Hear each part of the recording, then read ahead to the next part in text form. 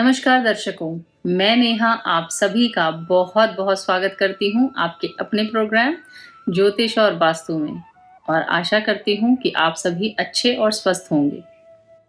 तो जैसा कि हम सभी जानते हैं, हमारा आज का विषय है संतान प्राप्ति में विलंब। आप भी जानते हैं और हमने भी ऐसा सुना है कि बहुत ही माता पिता, दादा दादी, घर के बड़े बुजुर्ग इस आशा के साथ, इस उम्मीद के साथ परेशान रहते हैं, दुखी रहते हैं कि शायद कभी तो उनके घर में भी संतान होगी। क्योंकि बहुत से ऐसे घर हमने देखे हैं, बहुत ही कुंडलियाँ ऐसी आती हैं, बहुत ऑनलाइन क्वेश्चंस ऐसे मेल्स हमारे पास आती हैं जिनमें कि माताएँ और पिता बहुत परेशान होते हैं कि बहुत सारे मेडिकल ट्रीटमेंट लेने के बाद भी, बहुत कुछ करने के बाद भी वह एक संतान का सुख प्राप्त नहीं कर पा रहे हैं। तो आज इस प्रोग्राम में मैं आपको यही बताना चाहूँगी कि ऐसे कौन से उपाय हो सकते हैं, ऐसा क्या वह कर सकते हैं जिससे कि उनको संतान प्राप्ति में जो भी दिक्कतें आ रही हैं, परेशानियाँ आ रही हैं, उसमें उन्हें हेल्प मिल सके। और कुंडली की भी आज हम चर्चा करेंगे कि कुंडली में ऐसे कौन से योग बनते हैं, ऐसे कौन से दोष बनते हैं जिनके कारणों से हमें बच्चा होने में, कंसीविंग होने में परेशानियाँ आती हैं। तो देखिए, सबसे पहले हम बात करेंगे कुंडली के बारे में। हमारी कुंडली के 12 भावों में जो पंचम भाव होता है, प्रथम, द्वितीय, तृतीय, चतुर्थ, पंचम। पंचम भाव का जो ओनर होता है, पंचमेश, पंचम के ईश, वह हमेशा पंचम भाव को ही संतान का भाव कहा गया है, कारक कहा गया है। अगर किसी की भी कुंडली में संतान से रिलेटेड परेशानियाँ आ रही हैं, दिक्कतें आ रही हैं, तो सबसे पहले हम किसी की भी कुंडली का पंचम भाव देखते हैं कि कहीं वह पंचम भाव पीड़ित तो नहीं है, किसी ऐसे ग्रह की उस पर दृष्टि तो नहीं है। अब मैं आपको बताना चाहूँगी, देखिए कई क्या होता है कि पंचमेश जो पंचम भाव है, पंचमेश अगर किसी अच्छी स्थिति में है, अच्छी पोजीशन में है, मान लीजिए पंचमेश उच्च के होकर बैठ गए हैं, पंचमेश स्वग्रही बैठ गए हैं, पंचमेश मूल त्रिकोण राशि में बैठ गए हैं, तो वह संतान प्राप्ति के लिए अच्छा योग माना गया है। या तो अगर देखिए, कई बार क्या होता है कि पंचमेश हमारे 6, 8, 12 यानी कि षष्ठ, हमारे अष्टम और द्वादश भाव में अगर बैठ जाते हैं, तो यह संतान प्राप्ति के लिए उतना अच्छा नहीं माना गया है। बहुत बार लोगों को परेशानियां देखनी पड़ती हैं और संतान प्राप्ति में कुछ देरी भी देखी गई है। अब उसके बाद मैं आपको बताना चाहूँगी कि जो हमारे पंचम भाव के साथ-साथ हमारे देवों के देव जो गुरुदेव हैं, वह संतान के लिए सबसे महत्वपूर्ण ग्रह माने गए हैं। इनकी उपासना भी बहुत-बहुत ज़रूरी मानी गई है। हमारे किसी की भी कुंडली में, हमारे स्त्रियों की कुंडली में, पुरुषों की कुंडली में जो हमारे गुरु ग्रह होते हैं, इनको संतान का कारक माना गया है। अगर गुरु भी हमारे अच्छी पोजीशन में बैठे हैं, किसी उच्च स्थिति में बैठे हैं, किसी ऐसी जगह बैठे हैं कि जहाँ हमारे अच्छे ग्रह की दृष्टि पड़ रही है, तो भी संतान प्राप्ति के बहुत अच्छे फल हमें मिलते हैं। अब देखिए, पंचम से पंचम जो भी हमारा भाव आता है, हमें उसकी भी स्थिति का ज़रूर ध्यान करना चाहिए कि वह किस स्थिति में है, वहाँ कौन से ग्रह बैठे हैं, मित्र राशि के बैठे हैं या नहीं बैठे हैं, अच्छे बैठे हैं या नहीं बैठे हैं। क्योंकि जब हम इस तरीके से कुंडली देखते हैं, तो हमें अगर कहीं पर थोड़ी बहुत कोई कन्फ्यूजन्स भी हैं, वो भी हमारी क्लियर हो जाती है। सप्तमांश भी बहुत लोग देखते हैं। देखिए क्या होता है कि बहुत बार लोग कहते हैं कि हमारी स्थिति भी बहुत अच्छी है, हमारे ग्रह भी अच्छे बैठे हैं या सब कुछ ठीक चल रहा है, तब भी हमें बच्चे होने में क्यों परेशानियाँ आ रही हैं। तो मैं आपको बताना चाहूँगी कि किसी की भी कुंडली में जो हमारी विंशोत्तरी दशा होती हैं, जो हमारी दशाएँ होती हैं, टाइम पीरियड होता है, वह भी बहुत मैटर करता है। मान लीजिए प्लेसमेंट आपकी अच्छी है, परंतु ऐसे किसी ग्रह की दशा चल रही है जो आपके पंचम भाव को सपोर्ट नहीं करता या आपके पंचम भाव पे कोई अच्छी दृष्टि नहीं डाल रहा है, तो उस समय उस जो दशा के पीरियड में बहुत बार देखा गया है, तब भी माता-पिताओं को दिक्कतें आती हैं, कोई भी कह सकते हैं आप कंसीविंग में, या जैसे हम बोलते हैं ना कि देरी आ गई या मिसकैरेजेस हो गए। पुरुष ग्रह अगर हमारे पंचम भाव में बैठते हैं तो बहुत बार ये अच्छा माना गया है, पुत्र की प्राप्ति होती है। बहुत बार स्त्री ग्रह जो होते हैं वह अगर पंचम भाव में बैठते हैं या पंचम भाव को देख रहे हैं, तब हमें पुत्री का योग बनता है। अब जिस तरीके से मान लीजिए पंचम भाव है, पंचम भाव का मालिक पंचमेश कहीं बैठकर अपने ही भाव को, पंचम भाव को देख रहा है, यह भी बहुत अच्छा योग माना गया है।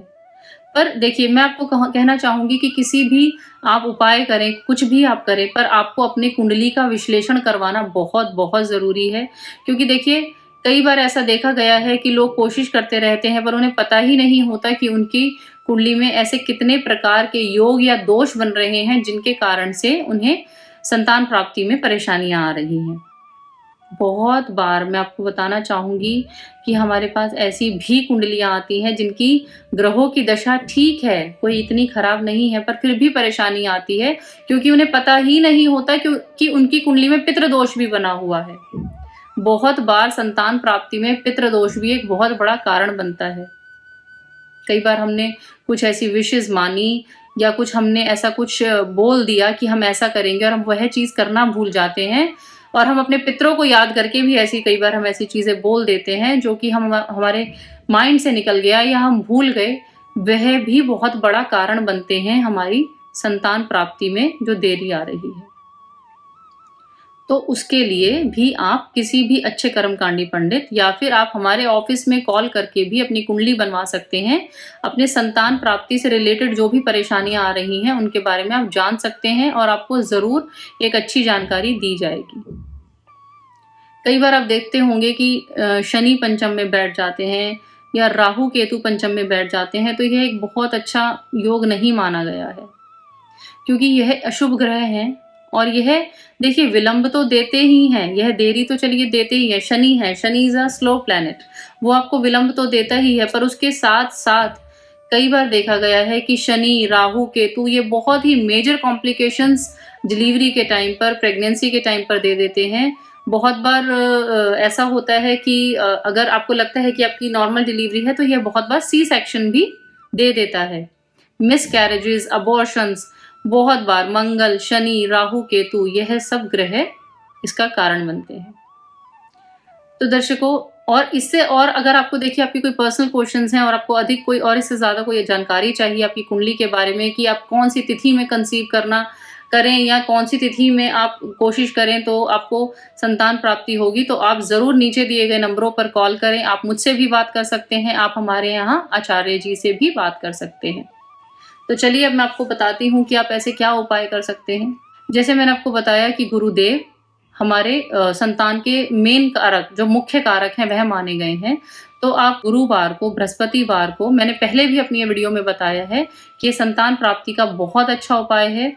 आप देव गुरु के आप व्रत करें, उनकी उपासना करें, केले की जड़ का पूजन करें, आप विष्णु भगवान की पूजा करें इस व्रत में, और यह बहुत ही एक शुभ और बहुत ही एक फलदायी व्रत माना गया है।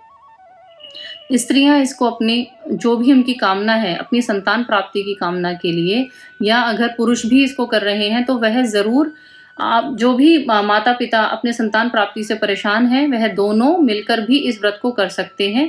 और ज़रूर देखिए, मैं आपको कहूँगी कि आप गुरुवार के दिन ज़रूर कुछ पीला दान करें। आप कुछ मीठे चावल बनाकर दान कर सकते हैं, आप पीले लड्डू दान कर सकते हैं, आप पीला वस्त्र दान कर सकते हैं। ऐसी बहुत जो भी लोगों की आवश्यकता की चीज़ें हैं, कुछ पीला रंग आप ऐसा ज़रूर दान करें। आप कोशिश करें उस दिन आप पीले रंग का तिलक, हल्दी का तिलक, केसर का तिलक आप ज़रूर लगाएँ। और विष्णु भगवान को आप अपने गुरुदेव को आप अपनी प्रार्थना ज़रूर बताएँ कि जल्दी से जल्दी, शीघ्र ही आप मेरी संतान प्राप्ति की आपसे प्रार्थना है उसको पूरा करें, और वह ज़रूर इसको पूरा करेंगे। उसके बाद मैं आपको बताना चाहूँगी कि गणेश जी की उपासना आप ज़रूर करें। देखिए, गणेश जी की आप सभी जानते होंगे कि हम गणेश जी की पूजा सबसे सर्वप्रथम करते हैं। सर्वप्रथम पूजा करने के साथ-साथ तो हमारे जो गणेश जी हैं, यह भी संतान के लिए बहुत ही पूजनीय और बहुत ही अच्छे माने गए हैं। आपने सुना होगा कि अहोई के व्रत में भी हम, जो बच्चों के लिए व्रत होता है, उसमें भी हम गणेश भगवान जी की पूजा करते हैं। देखिए, मैं आपको एक ये उपाय बता रही हूँ, जिसमें आप कोशिश करें, आपकी श्रद्धा के साथ आप जो आप पति-पत्नी हैं, आप दोनों साथ बैठकर इस पूजा को करें। देखिए, आप क्या करें, आप अपने जो आपके गणेश जी हैं, आप कोई भी स्वच्छ स्थान पर बैठ जाएँ और जो आपके मंदिर में गणेश जी की मूर्ति है, उन्हें आप एक बड़े बर्तन में, बड़ी प्लेट में आप रखें। आप उन मैं आपको यह उपाय किस लिए बता रही हूँ, क्योंकि जो हमारे गणेश देव हैं, उनको पुत्र प्राप्ति या संतान प्राप्ति के लिए बहुत-बहुत शुभ माना गया है। और मैं आपको ये भी बताना चाहूँगी कि किस तिथि पर आप इसको करें। सिर्फ़ गणेश जी का पूजन करने से ही नहीं, अगर आप सही समय पर भी इसको करते हैं, तो आपको बहुत लाभ प्राप्त होता है। देखिए, हमारे हिंदू मास के जो हिसाब से हमारे कृष्ण पक्ष, शुक्ल पक्ष में हमेशा चतुर्थी तिथि आती ही है। तो आप कोशिश करें कि आप श्रद्धा के साथ ज़रूर दोनों हस्बैंड वाइफ 21, कम से कम 21 चतुर्थी को आप इस उपाय को करें, जो कि मैंने आपको बताया कि आप पूजा करने बैठ रहे हैं, तो आप उत्तर दिशा की तरफ फेस करके बैठें और आप अपने गणेश जी को एक प्लेट में या किसी बड़े बर्तन में रख लें। आप साइड में आपको लेना है गाय का दूध। आप कोशिश कीजिएगा कि आपको गाय का दूध ही मिले। गाय का दूध लीजिए और उसके साथ ही ऐसा कोई पर्टिकुलर रेशो नहीं है, आप साथ में दही भी लीजिए। दही और दूध को मिक्स करके दही दूध को मिक्स करके आपको एक चम्मच लेकर, जब आप उनको शुद्ध करके आपने प्लेट में रख लिया, चम्मच लेकर आप उन पर यह चढ़ाएँ और अपने मन में प्रार्थना करें और ओम गण गणपतये नमः का जाप करें। यह जाप आपको 108 बार ज़रूर करना है।